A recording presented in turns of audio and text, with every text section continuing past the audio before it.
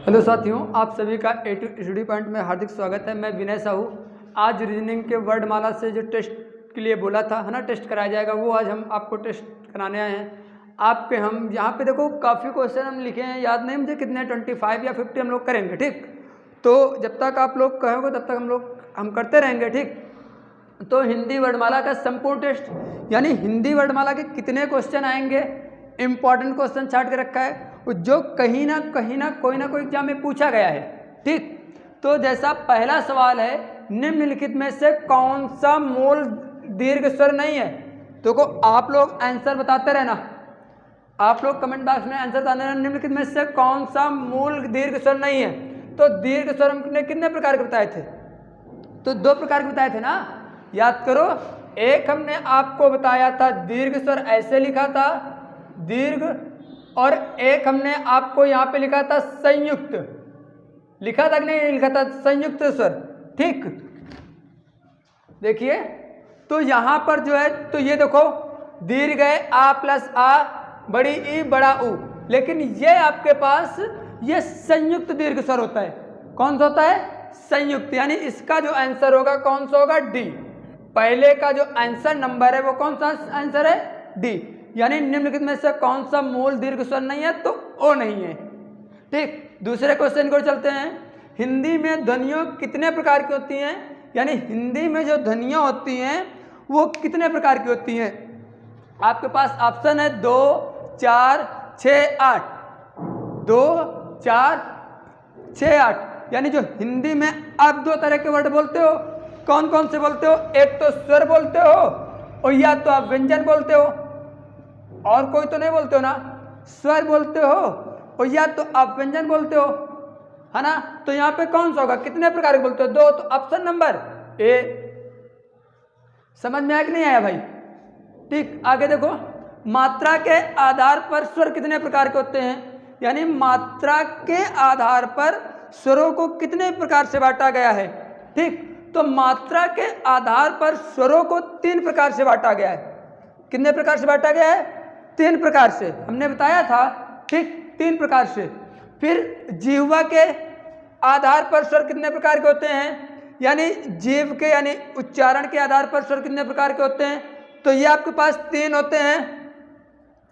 कौन कौन से होते हैं? एक तो होता है अग्र, फिर होता है मध्य, और फिर होता है पश्च। कौन सा होता है? अग्र, मध्य और पश्च। इसमें कौन से होते हैं? 3। इसमें कौन सा होता है? 3।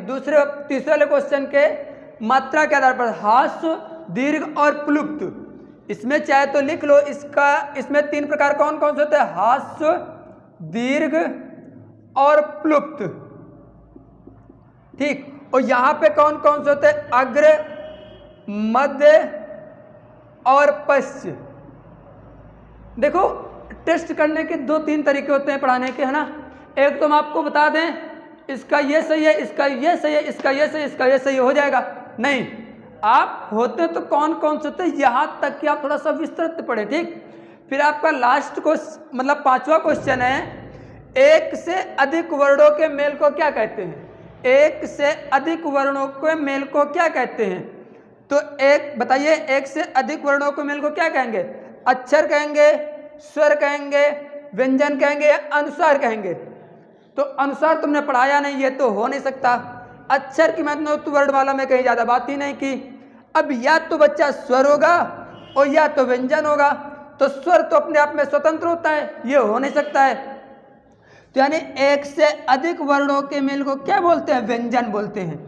यानी व्यंजन में हमने बताया था, व्यंजन ऐसा पार्ट होता है ना, जिसको बोलने के लिए है ना स्वर की आवश्यकता होती है, लेकिन स्वर को बोलने के लिए व्यंजन की आवश्यकता नहीं होती। अर्थात 5वें का आपका आंसर कौन सा हो जाएगा? सी।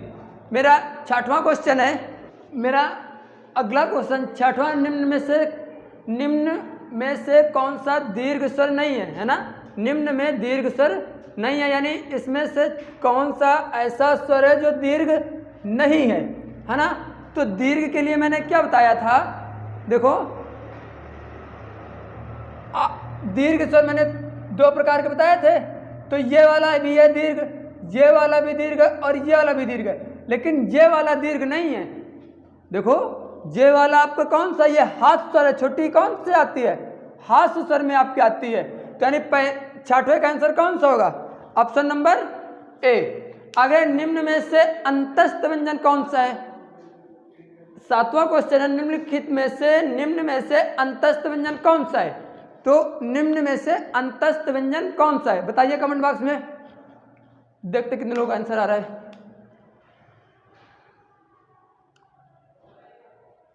अंतस्थ व्यंजन, अंतस्थ व्यंजन की मैंने संख्या कितनी बताई थी, अंतस्थ व्यंजन की मैंने संख्या बताया था या, रा, ला, वा।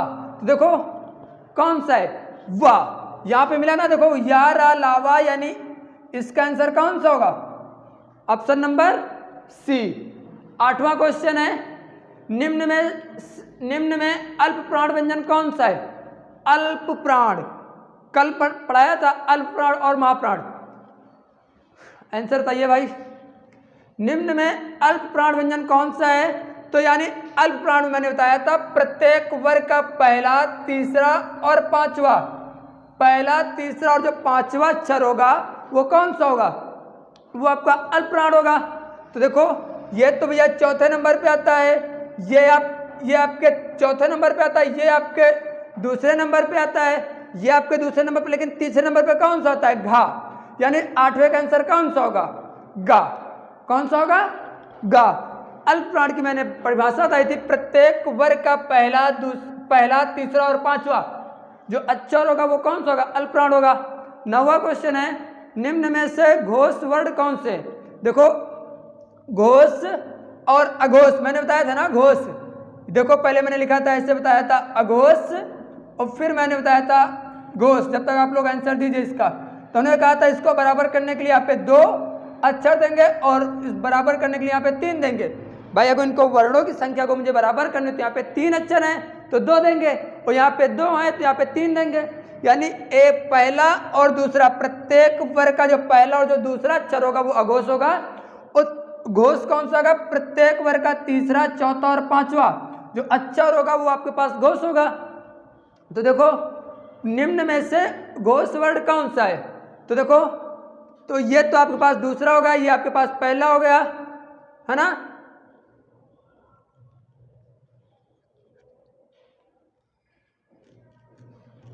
जा देखो ये देखो ये आपके पास कट जिनो, तो देखिए घोष में क्या होता है, तीसरा, चौथा, पांचवा, है ना। तो ये आपके पास पहला अक्षर हो गया, ये आपके पास पहला अक्षर हो गया प्रत्येक वर्ग का, और ये आपका पहला, लेकिन जो जा आता है ये तीसरे नंबर पे आता है, देखो चा, छा और जा, ये तीसरे नंबर पे आता है, तो घोष कौन सा हो जाएगा, जा, यानी ऑप्शन नंबर ए इसका सही आंसर होगा। क्वेश्चन नंबर 9 का जो आंसर होगा वो ए होगा। ठीक। 10वां, निम्न में से ओष्ठी वर्ण कौन सा है, यानी ऐसा कौन सा अक्षर है कि जो ओठों से बोला जाता है, आ, बड़ा आ, छोटी ऊ। देखो आ बोल रहे हैं तो कंठ यानी पीछे, आ ओठों का, यानी ऊ बोल रहे हो तो आपके ओठों का प्रयोग हो रहा है, ऊ, यानी ओष्ठी वर्ण कौन सा है, आप ऊ, यानी 10वें का आंसर कौन सा होगा, ऑप्शन नंबर डी। आइए अगला क्वेश्चन हमारा, मेरा 11 नंबर क्वेश्चन है, या का उच्चारण स्थान है, यानी जो या है ये कहाँ से बोला जाता है। ठीक, यानी ओष्ठ से बोला जाता है, दांत से बोला जाता है, ताल से बोला जाता है, इनमें से कोई नहीं। तो बताइए इसका कमेंट बॉक्स में आंसर। जो या है, या को बोलने के लिए या जो जीवा है वो देखो निचले भाग को सिर्फ, यानी ताल को, तो यानी ये क्या हो जाएगा यहाँ पर, ताल। ठीक। 11 का आंसर कौन सा हो जाएगा आपका, डी। अंतस्थ व्यंजन और ऊष्मीय व्यंजन यानी ऊष्म वर्ण कितने होते हैं, तो यानी अंतस्थ व्यंजन और ऊष्म व्यंजनों की जो संख्या होती है वो कितनी होती है, तो अंतस्थ व्यंजन की संख्या कितनी होती है, हमने बताया था 0, 4, यानी या, रा, ला, वा। ठीक। और ऊष्म व्यंजनों की संख्या मैंने कितनी बताई थी, तीनों सा, यानी तीनों सा प्लस हा। अब इनको काउंट करो कितना हो जाएगा, 1, 2, 3, 4, 5, 6, 7, 8, यानी जो अंतस्थ व्यंजन और ऊष्म व्यंजनों की संख्या कितनी हो जाएगी, 8 हो जाएगी। देखो ये यूपी ट्रिपल एस वीडियो में इसके पहले जितने भी क्वेश्चन कराए हैं सारे के सारे वीडियो 2018 में पूछे गए हैं, ठीक। तो आप लोग देख लेना एक बार पेपर उठा के। अब 13 नंबर क्वेश्चन है सघोष वर्ड कौन सा है, ठीक। तो सघोष बोलो, सघोष बोलो और या तो घोष बोलो, बात वही होती है, ठीक। तो यानी ये कौन सा हो जाएगा, बा, ठीक। इसका ऑप्शन कौन सा हो जाएगा, बा। अभी हमने इसकी परिभाषा बताई थी। ऊष्म व्यंजन कौन से हैं, ऊष्म व्यंजन कौन सा, नहीं ऐसा कौन सा व्यंजन है जिसको बोलने से ऊष्मा उत्पन्न होती है, ठीक। तो हमने ऊष्म व्यंजन अभी देखो लिखा है तीनों सा प्लस हा। तो यहाँ पे देखो 2 सा है और 1 हा है, यानी ऑप्शन नंबर डी। फिर क्वेश्चन नंबर 15, निम्न में से कौन सा टा वर्ग नहीं है, यानी जो ऐसा कौन सा व्यंजन लिखा है कि जो टा वर्ग के अंतर्गत नहीं आता है, बताइए। तो देखो ये सारे के ये तीनों जो वर्ड हैं ये टा के लाइन में आते हैं, लेकिन जो ये धा है ना, ये आपका ता वाली लाइन में आता है। किस में आता है, ता वाली लाइन में आता है। इसका आंसर कौन सा हो जाएगा, सी हो जाएगा। फिर लिखा है अर्ध विवृत स्वर हैं, अर्ध विवृत स्वर हैं। तो अर्ध विवृत स्वर कौन सा हो जाएगा, ऑप्शन नंबर बी, ठीक। अगला सवाल क्वेश्चन नंबर 17। तो मेरा अगला क्वेश्चन है 17 नंबर है, हिंदी भाषा में कुल वर्ण लिपियां होती हैं, यानी हिंदी भाषा में कुल वर्णों की मतलब हिंदी भाषा की जो लिपियां हैं उनकी जो संख्या होती है वो कितनी होती है। तो मैंने बताया था हिंदी वर्णमाला में कुल कितने वर्ण होते हैं, 52 होते हैं, ठीक। कितने होते हैं, 52 होते हैं। सभी महाप्राण वर्णों वाला वर्ग कौन सा, यानी ये 4 ऑप्शन दिए गए ए बी सी डी, है ना। इनमें से जो सभी महाप्राण वाला है वो कौन सा है। तो देखिए महाप्राण के लिए मैंने बताया था यहाँ पे कितने 4 हैं, है ना। तो प्रत्येक वर्ग का दूसरा और जो चौथा वर्ण होगा वो आपका महाप्राण कहलाएगा। तो आपका भैया ये आएगा, ठीक। इसमें ऑप्शन नंबर ए, ठीक। आगे क्या है, वाह, कौन सा है, वाह। वाह में क्या करना कह रहा, वाह व्यंजन है। वाह व्यंजन कैसा, ऊष्मीय है, अंतस्थ है, अल्पप्राण है या अघोष है। तो जो वाह व्यंजन है यह कैसा है, वाह व्यंजन आपके पास कैसा है, या रा ला वा, यानी ये कैसा होता है, अंतस्थ व्यंजन। अंतस्थ व्यंजन की संख्या कितनी बताई थी, 4। कौन कौन से बताया था, या रा ला वा, ठीक। कौन सा बताया था, या रा ला वा। आगे पा फा बा भा मा व्यंजन हैं, यानी ये जो व्यंजन है ये कैसे व्यंजन है, दंत हैं, ओष्ठ हैं, तालव्य हैं, कंठ है। इसका आंसर बताइए।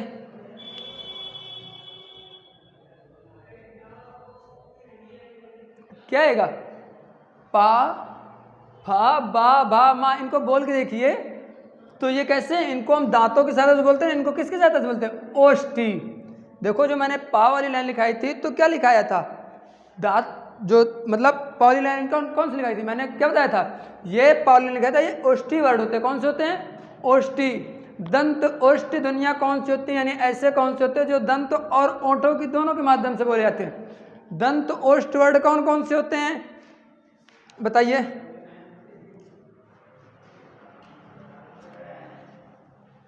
जो आपके पास जो वाह होता है ये आपके पास दंत ओष्ठ होता है। कैसा होता है वाह, ये आपके पास दंत ओष्ठ होता है। जो वाह वाला होता है ये आपके पास कैसा होता है, दंत ओष्ठ होता है। निम्न में से कौन सा अंतस्थ व्यंजन है, देखो अंतस्थ व्यंजन अभी मैंने बताया या रा ला वा।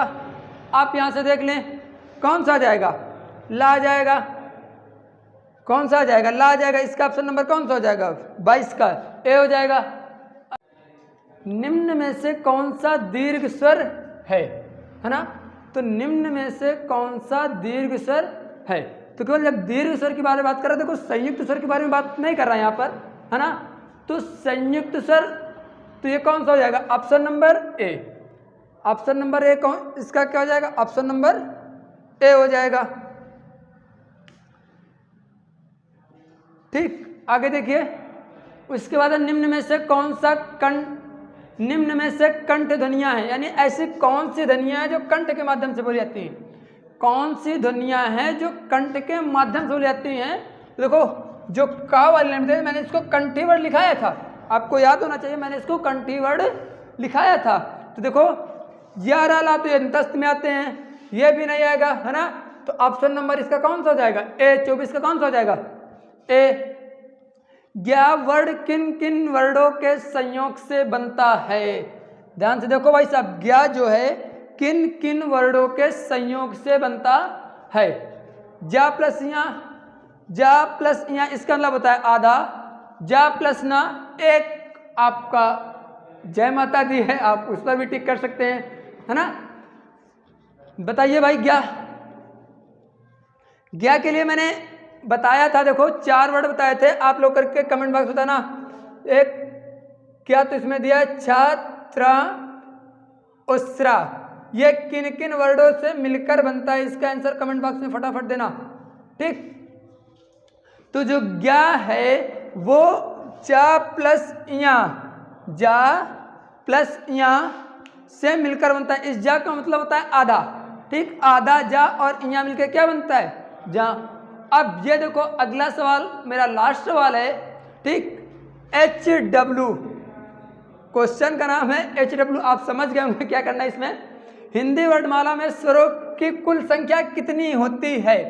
हिंदी वर्णमाला में स्वरों की कुल संख्या कितनी होती है? 10, 11, 12 और 13 है ना। जब हमने स्वर बताया था, अगर जिसको नहीं याद है तो पहले जाकर वीडियो देखना है, अपने हैंड नोट्स उठाना है ना। इसके बाद आपके ये 25 क्वेश्चन कंप्लीट हुए, जैसे हमने कहा था कि हम 25 या 50 क्वेश्चन लेकर आएंगे, ठीक। तो आज हमने 25 क्वेश्चन तक की बनाए थे। कल या अगले दिन, कल नहीं मतलब दीपावली की छुट्टियों के बाद फिर आपको हम 25 फिर क्वेश्चन करा देंगे यहाँ से, ठीक। और हाँ, इसकी जो PDF है A2 स्टडी पॉइंट का टेलीग्राम चैनल है, वहाँ पर जाके आप पहले ज्वाइन हो जाएं। फिर इसकी जो PDF है बुधवार को, यानी आज कितनी तारीख है? 1, यानी 3 तारीख को शाम को 6 बजे PDF वहाँ पर अपडेट कर दी जाएगी, ठीक। और इसके लिए वर्णमाला से आप तैयार रहें। और अब आपको जो चैप्टर होगा, इसके बाद चैप्टर आपको पढ़ाएंगे हम संधि। कौन सा पढ़ाएंगे? संधि, ठीक। तो आप लोग जब कल आना तो संधियों को पढ़कर आना, ठीक। आप लोग आए, बहुत अच्छा लगा मुझे। और हाँ, एक बात ध्यान दें, A2 स्टडी पॉइंट को आप पहले तो सब्सक्राइब कर ले चैनल को, ठीक। वीडियो अच्छा लगा हो तो लाइक करना, उन्हें तो डिसलाइक कर देना। एक चीज़ करना, या तो लाइक या तो डिसलाइक, ठीक। आप लोग आए, बहुत बहुत धन्यवाद। All the best.